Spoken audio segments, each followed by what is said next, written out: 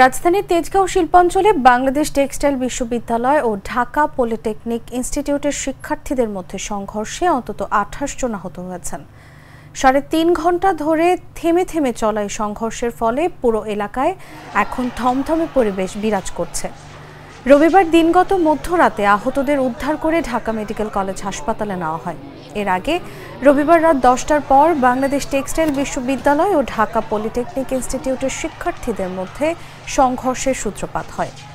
Police ও প্রত্যক্ষদর্শীরা জানান, কথা কাটাকাটির জেরে দুই শিক্ষা প্রতিষ্ঠানের শিক্ষার্থীদের মধ্যে মারামারি হয়। রাত ১০টা থেকে প্রায় ১ ঘন্টা দুই পক্ষে পাল্টাপাল্টি ধাওয়া চলে।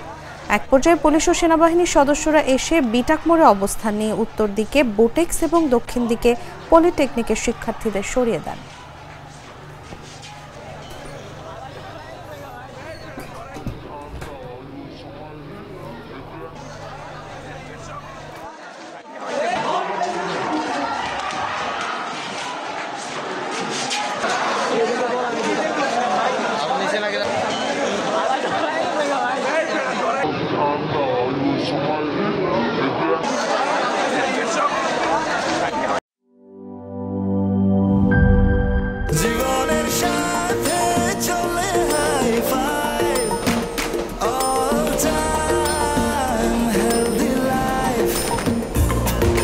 জার্নিতে স্বাস্থ্যকর all time family cake, all time healthy life.